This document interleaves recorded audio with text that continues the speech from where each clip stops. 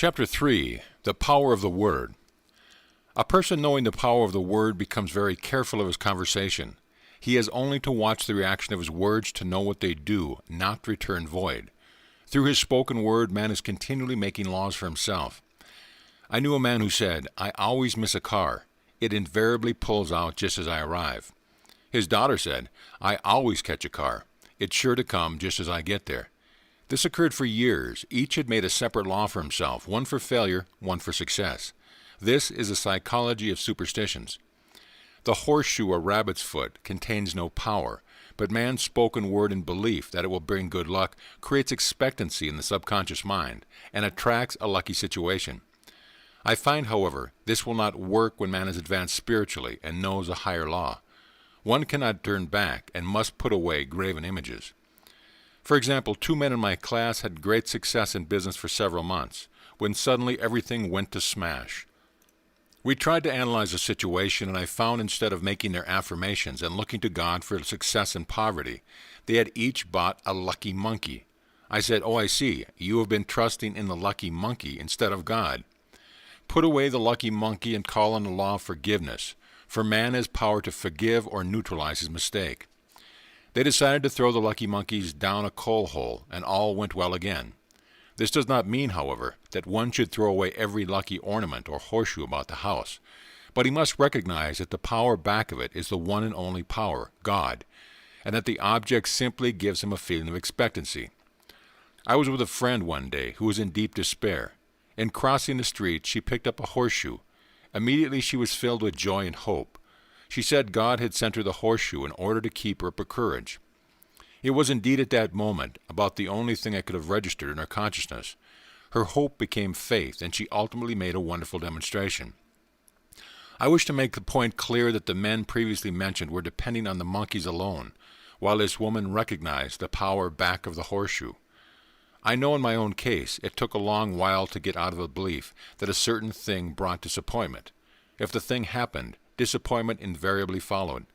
I found the only way I could make a change in the subconscious was by asserting, there are not two powers, there is only one power, God. Therefore, there are not disappointments, and this thing means a happy surprise. I noticed a change at once, and happy surprises commenced coming my way. I have a friend who said nothing could induce her to walk under a ladder. I said, "If you are afraid, you are giving into a belief in two powers, good and evil, instead of one. As God is absolute, there can be no opposing power, unless man makes the faults of evil for himself. To show you belief in only one power, God, and that there is no power or reality in evil, walk under the next ladder you see." Soon afterwards she went to the bank. She wished to open her box in the safe deposit vault, and there stood a ladder on her pathway. It was impossible to reach the box without passing under the ladder. She quailed with fear and turned back. She could not face the lion on her pathway. However, when she reached the street, my words rang in her ears, and she decided to return and walk under it. It was a big moment in her life, for ladders had held her in bondage for years. She retraced her steps to the vault, and the ladder was no longer there. This so often happens. If one is willing to do a thing he is afraid to do, he does not have to. It is the law of non-resistance, which is so little understood. Someone has said that courage contains genius and magic. Face a situation fearlessly, and there is no situation to face. It falls away of its own weight. The explanation is that fear attracted the ladder on the woman's pathway, and fearlessness removed it. Thus the invisible forces are ever working for man, who is always pulling the strings himself, though he does not know it. Owing to the vibratory powers of words, whatever man voices, he begins to attract it. People who continually speak of disease invariably attract it. After man knows the truth, he cannot be too careful of his words. For example, I have a friend who often says on the phone, "Do come to see me and have an old-fashioned chat." This old-fashioned chat means an hour of about 500 to 1,000 destructive words, the principal topics being loss, lack, failure, and sickness. I reply, "No, I thank you. I have had enough old-fashioned chats in my life. They are too expensive. But I will be glad to have a new-fashioned chat and talk about what we want, not what we don't want." There is an old saying that man only dares use his words for 3 purposes: to heal, bless, or prosper. What man says of others will be said of him, and what he wishes for another, he is wishing for himself. Curses like chickens come home to roost. If a man wishes someone bad luck, he is sure to attract bad luck himself. If he wishes to aid someone to success, he is wishing and aiding himself to success. The body made by renewed and transformed through the spoken word and clear vision, and disease be completely wiped out of the consciousness. The metaphysician knows that all disease has a mental correspondence, and in order to heal the body, one must first heal the soul. The soul is a subconscious mind, and it must be saved from wrong thinking.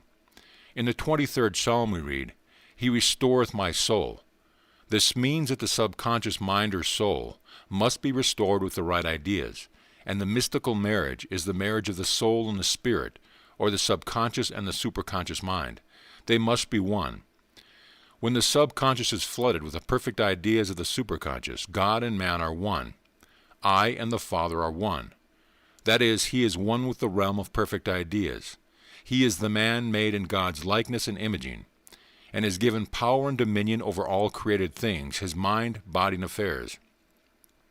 It is safe to say that all sickness and unhappiness come from the violation of the law of love. A new commandment I give unto you, love one another. And in the game of life, love or goodwill takes every trick. For example, a woman I know had for years an appearance of a terrible skin disease. The doctors told it was curable, and she was in despair. She was on the stage, and she feared she would soon have to give up her profession, and she would have no other means of support. She, however, procured a good engagement, and on the opening night made a great hit. She received flattering notices from the critics, and was joyful and elated. The next day she received a notice of dismissal. A man in the cast had been jealous of her success, and had caused her to be sent away. She felt hatred and resentment taking complete possession of her, and she cried out, "O God, don't let me hate that man." That night she worked for hours in the silence. She said, "I soon came into a very deep silence. I seemed to be at peace with myself, with the man, and with the whole world. I continued this for 2 following nights, and on the 3rd day I found I was healed completely of the skin disease." In asking for love or goodwill, she had fulfilled the law, for love is the fulfilling of the law, and the disease which came from subconscious resentment was wiped out. Continual criticism produces rheumatism, as critical, inharmonious thought causes unnatural deposits in blood, which settle in the joints. False growth are caused by jealousy, hatred, unforgiveness, fear. Every disease is caused by a mind not at ease. I said once in my class, there is no use asking anyone, "What's the matter with you?" We might as well say, "Who's the matter with you?" Unforgiveness is the most prolific cause of disease. It will harden arteries or liver and affect the eyesight. In its train are endless ills. I called on a woman one day who replied she was ill from having eaten a poisoned oyster. I replied, "Oh no, the oyster was harmless. You poisoned the oyster. What's the matter with you?" She answered, "Oh, about 19 people." She had quarreled with 19 people and had become so inharmonious that she attracted the wrong oyster. Any inharmony on the external indicates there is mental inharmony. As the within, so the without. Man's only enemies are within himself, and a man's foes shall be thy of their own household. Personality is one of the last enemies to be overcome, as this planet is taking its initiation in love. It was Christ's message, peace on earth, goodwill towards men. The enlightened man, therefore, endeavors to perfect himself upon his neighbors. His work is with himself, to send out goodwill and blessing to every man, and the marvelous thing is, that if one blesses a man, he has no power to harm him. For example, a man came to me asking to treat for success in business. He was selling machinery, and rival appeared on the scene with what he proclaimed was a better machine, and my friend feared defeat. I said, first of all, we must wipe out all fear, and know that God protects your interest, and that divine idea must come out of the situation. That is, the right machine will be sold by the right man to the right man. And I added, don't hold one critical thought towards that man. Bless him all day and be willing not to sell your machine if it isn't the divine idea. So he went to the meeting, fearless and non-resistant, and blessing the other man. He said the outcome was very remarkable. The other man's machine refused to work, and he sold his without the slightest difficulty. But I say unto you, love your enemies, bless them that curse you, do good to them that hate you, and pray for them which spitefully use you and persecute you. Goodwill produces a great aura of protection about the one who sends it, and no weapon that is formed against him shall prosper. In other words, love and goodwill destroy the enemies with oneself. Therefore, one has no enemies on the external. There is peace on earth for him who sends goodwill to man. End of chapter.